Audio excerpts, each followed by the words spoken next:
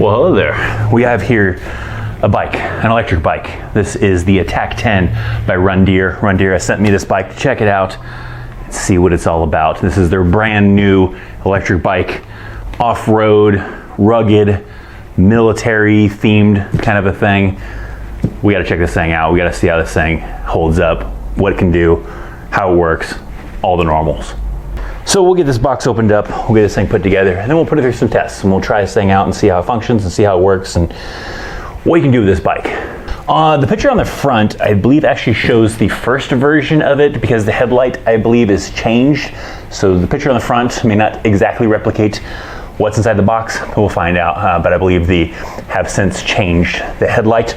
Like I said, this is brand new. This thing just came out, so maybe they had the boxes made before they're finished making it. I don't know. But nonetheless, let's get inside of it and let's see what's inside there. It's a large box, so if you buy one, link in the description box down below. Box is heavy. I think it's like 100 pounds, something like that. So be prepared. All right, so this looks like this is going to be the seat inside of here. So there's stuff off to the side. Got a box that probably has all the bolts and tools and all sorts of whatnots needed for the bike, of course. Got a lot of padding to keep this thing nice and safe.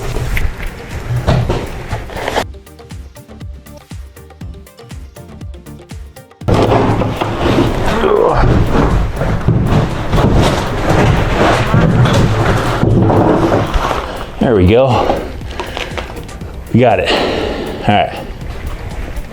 All right, so we'll get this thing unwrapped to get all the plastic protection off of it. We'll get this thing put together and then be able to try this thing out. The assembly is fairly simple. It comes with a guide to help, guide you through step by step as far as how everything gets put together. But also a really great thing is that inside of the box also includes all the tools that you will need. So even if you have your own tools or you don't have any tools at all, you don't have to worry about it because it's going to come with all the tools you need to be able to assemble the bike. So that is very convenient, not needing to find your own tools or go get tools if you don't have any. It already comes with everything you need to be able to put it together. So following the guide step by step, it's fairly simple to put it together. You can possibly put it together 20 minutes, maybe 30, 45 minutes, depending on your skill set. All right, and there we go. Only thing left now is to get it out on the road and take it for a ride. So I started off just simply kind of getting used to it around my neighborhood. I put a good 20 some odd miles kind of just through my neighborhood, getting used to the functionality, how it rides and everything before then escalating things to a longer trail to test a lot more, how it's going to do off-road, how the range is going to do on the battery, how the speed is going to do and all that stuff. And I had a good trail that I wanted to utilize to actually kind of utilize that for. There's a trail in my area that I like to utilize that, has a good combination of, concrete and dirt and everything. That way I can kind of test out both aspects of that. And the idea that I was aiming for was to possibly go out about 20 miles and then back another 20 miles to kind of test the low end, because this bike can roughly do anywhere from 40 to like 68 miles for its max range for the battery. And I wasn't going to try to, run it for 68 miles. Plus, I feel like you need to have some special factors for that to kind of work. You need to probably have a lot of downhills, a lot of straightaways and everything, a lot of pedaling kind of combined in there to get that max range. So I was kind of aiming more for that minimum range where I was going to be doing a lot of uphills, downhills, flats, probably not much pedaling. So I'm probably aiming more for that 40-ish kind of range. So that's kind of what I was trying to test out. Now, before starting the trail, I did reset the trip odometer. That way we can kind of, get a good idea as far as how many miles I was racking up. So that way I started off at 0 and see where we can get. So this bike can be used in two different ways. You can either use it as an electric bike or just as a regular mountain bike, as it does still have those 7 speeds you can utilize. So if the battery dies or you're just trying to get in a workout, you can utilize the 7 speeds on the bike, just like a mountain bike, and still ride it around. If you want to utilize those 7 speeds, then you either have the bike turned off or you have it turned on and then you have it in mode 0, as there is a selector switch on the left-hand side to cycle up and down through the different modes.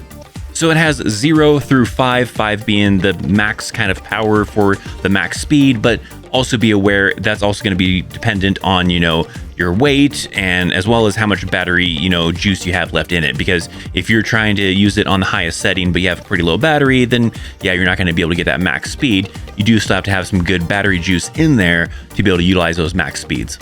But roughly, here's what you can kind of expect from the different kind of modes. So when the bike is powered on, you have these selector switches on the left-hand side to cycle through the different modes and the different power modes. So starting off at, let's say, mode 0, that is purely just manual power. However fast you can pedal, it is going to bring you up to whatever speed you can pedal at. It is not going to use any of the electric motor. But then once you move it up into mode 1, then it's going to engage the electric motor, and the max speed is roughly about 10 miles per hour on mode 1. But again, that is dependent on how much battery power you have and what the terrain is like. Moving up to mode 2, it is going to bring you up to roughly about 15 miles per hour. Now you can choose to pedal the bike. You can just use the throttle on the right hand side. You can do a combination of both, and whatever you're doing, whether it's pedaling or throttle or combination of both, it's just going to bring you up to whatever that max speed is for that mode. When you move up to mode 3, that is going to be roughly a max speed of somewhere around about 17-18 miles per hour. Moving up to mode 4, roughly about 22-23 miles per hour. And then if you have a good enough clearance, good enough terrain, when you move it up to mode 5, that is roughly where you could get the max speed of about 30 miles per hour. But in a lot of the testing that I did, it's pretty easy to get about 25, 27-ish, somewhere around there. You have to have, a good enough straightaway, good enough terrain to probably reach that 30 miles per hour. But otherwise, for a lot of other people, you're on a good straightaway. 25, 28, 27, somewhere around there roughly is going to be pretty easy to achieve in mode 5. Now the bike does have front and rear disc brakes. There's also a good suspension system on it in the front forks as well as underneath the seat to provide that kind of extra cushion if you're hitting some bumps, you're going off-road, and whatever it is you're doing. The large tires also help out. It's got the 20-inch fat tires that definitely help going through some rough terrain to make it a little bit smoother of a ride, to be able to power through that rough terrain. One big thing I really love is the seat. The seat is very large, very soft, and it really helps compared to like a normal bicycle seat to be able to go for like a long ride and not really have to worry about your butt going numb, because the seat's pretty big, so it adds that extra layer of comfort. The bike is also equipped with a bell, so if you got some pedestrians in your way or other kind of things that you're trying to get the attention of, you do have a bell equipped with it to be able to ring that bell. It does have a very bright LED headlight in the front that you can turn on by holding down the up arrow for about 3 to 4 seconds before a little kind of indicator will come on the LCD screen on the front to indicate that it's turned on. There's also a tail light in the back that is battery operated that has a button on the bottom that you press that button to turn on that red tail light in the nighttime. The bike runs great when you're on like the road or like a concrete pathway or something like that, but this is again an off-road, kind of designed bike, and it does have great clearance of 38 inches across the bottom, so that way you can clear like rocks and other large bumps and everything else.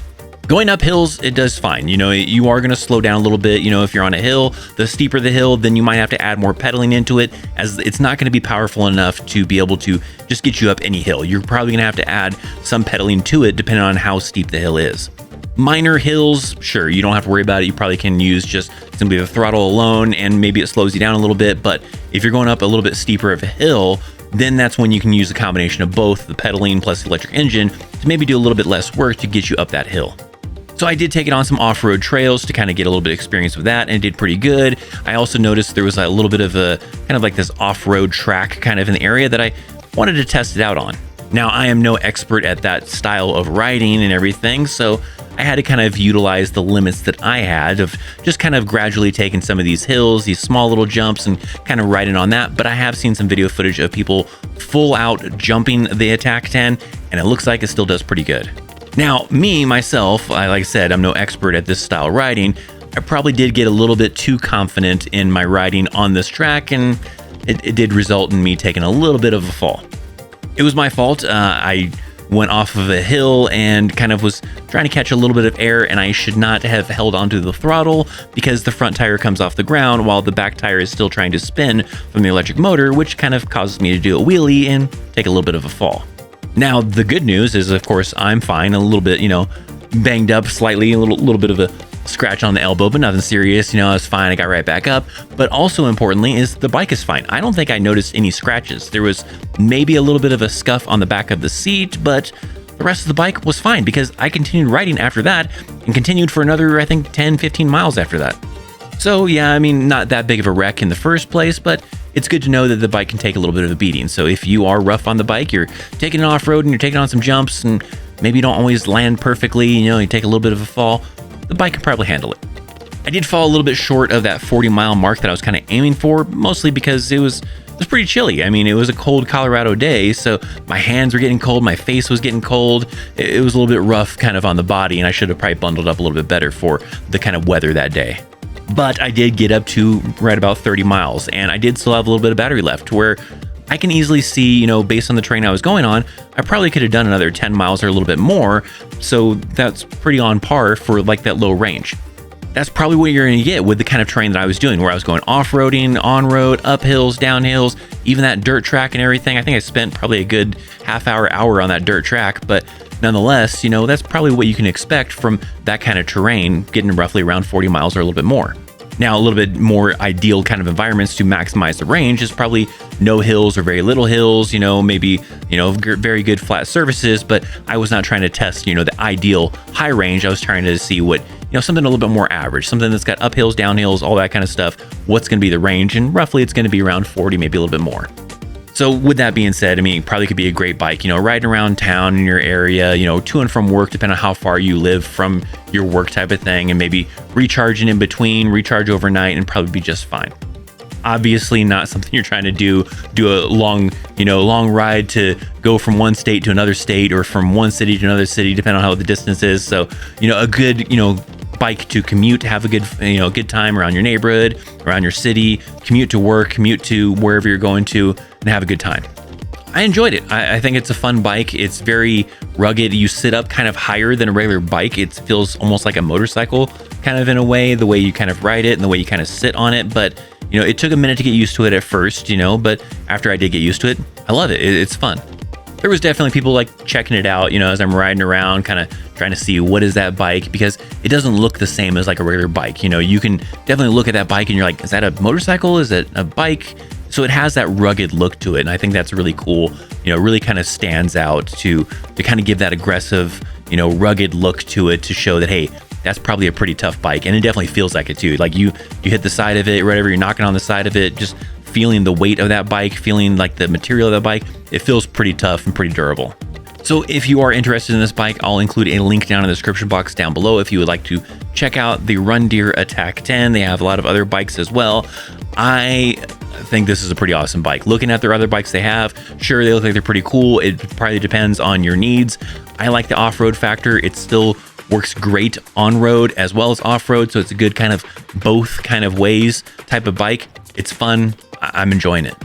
Let me know down in the comment section down below, what are your thoughts on this bike? Is it something you think you'd be interested in? What is something you look for in a bike, right? If you are trying to find something, do you look for something more for on the road, something more for off-road, something you can take some jumps with, something that's rugged? Let me know, what is it you look for in a bike? If you like the bike, you found the video useful, whatever, make sure to hit that thumbs up. Check out the links down in the description box down below. Thanks for hanging out. Thanks for watching. See you next time.